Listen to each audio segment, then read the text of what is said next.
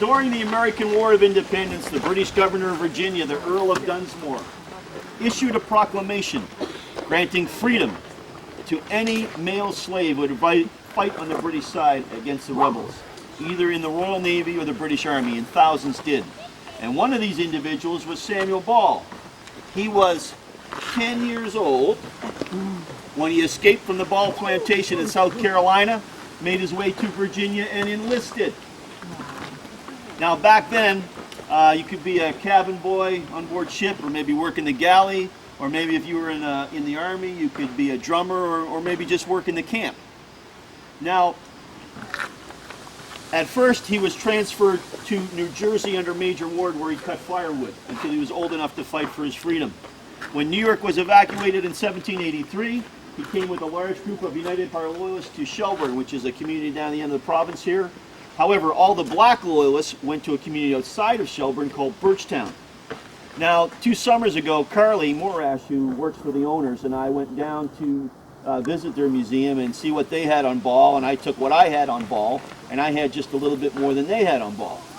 But it was kind of a meeting of minds. It's a wonderful museum down there in honor of the black loyalists. We know that Samuel Ball stayed there for 2 years. Comes to Chester, basically stays there for 1 year, and in 1786 buys lot 25 right here for £8 sterling. Now, for £8 sterling for a 4-acre lot, he could have bought probably close to 150 acres on the mainland. Here's your first question: why? We believe it might have been his association with Daniel McGinnis, because they were both served in the Army, and we believe they may have served in battles together. Now, in fact, Samuel Ball was a witness to McGinnis's will. Now, not only were they neighbors, they were close friends. Now, back then, you just didn't get somebody off the street to witness a legal document. You know, you witnesses for you. It didn't happen, right? It was either somebody like a relative or a close friend. It put a little more reverence, I guess, into legal documents back then than people do today. It just didn't happen. So, eventually, Samuel Ball owns 9 lots here in the center part of the island, over 1/4 of the island. 24, 25, 26, 6, 7, and 8, 30, 31, and 32. We do know on 31 and 32 he grew cabbage to sell to the people of Tancook, because they're very famous for making Tancook sauerkraut. And from lot 32, it's a straight run out to Big Tancook. Well, we don't think he made his money there. We think he may have found something.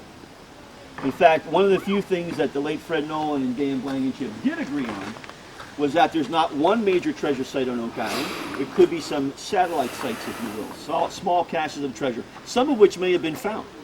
Possibly one by Samuel Ball, and there's stories of Anthony Graves in the 1850s going to Mahone Bay and buying his supplies with Spanish silver. Also the Vaughn family who lived here. And the Vaughn family were involved in Oak Island probably up into the late 1850s, early 1860s. And they were just a hard-working farming family. And then all of a sudden, they got money. They set up a number of their family members in businesses. In fact, they bought the land for the Little Baptist Church over there for the cemetery. Eventually, Ed Vaughn in the 1930s runs off with whatever's left to the United States, blows all the money, and dies destitute in Toronto. This is during the Depression. We don't even think the family had enough money to bring him home. He's probably buried in a pauper's grave up there. Now, when Samuel Ball died in 1846, not only did he own these 9 lots here, which were some of the most expensive real estate in all of Lunenburg County, possibly all of Nova Scotia with the exception of downtown Halifax. He had an island off here, once was called Hook, now it's called Sam's Island. He had a farm on the mainland, almost 150 acres. In fact, he was wealthy enough to not only employ a maid for his wife in his house, but he had a servant for himself. What's kind of ironic about the servant is that his last name was Butler, which is true.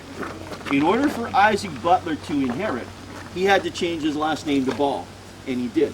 So not only did Samuel Ball give money and property to his family and his servants, he also willed it to his friends in the community.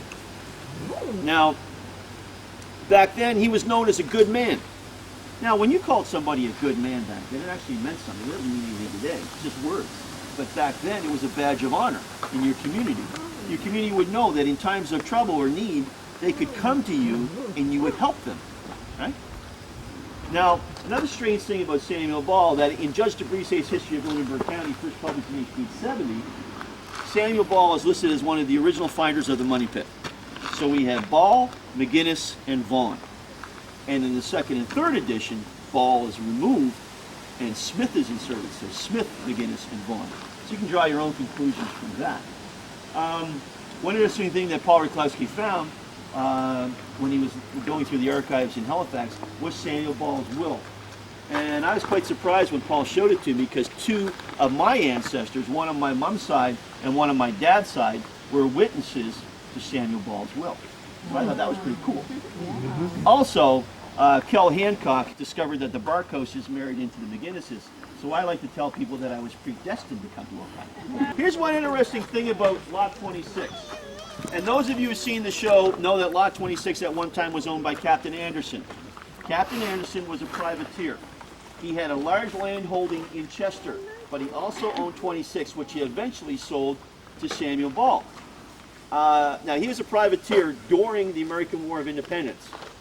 Here's the strange thing. He switched sides 2 or 3 times. Now, when you were a privateer back then, both during that war and the War of 1812, if you were captured, you were given a choice. You could sign an oath that you would not go back to sea, or they would throw you in prison. And if they did capture you when you went back to sea, they could hang you right there, right? Because you violated your oath. Anderson switched sides 2 or 3 times. Here's the odd thing, and we discovered this when we were out in the valley, meeting with the Anderson relatives. They actually had his sea chest out there. Thomas Jefferson took a particular interest, whatever that means, into Captain Anderson. Now, it wasn't because they were Freemasons, because Jefferson was a Freemason at the time. Anderson did not become a Freemason until later, became one in Nova Scotia. So, it wasn't a Masonic connection, it was something else. But why did Jefferson take this interest into Captain Anderson? Possibly he was a spy, we don't know. It could have been a double spy or even a triple spy, we have no idea. Because we do know he flipped 2 or 3 times and eventually comes back to Nova Scotia. So, who he ended up working for, we assume it was the British, but we don't know. But just a very odd thing about 26. And eventually Anderson, when he retires to Chester, sells 26 to Ball. So we're going to continue on here.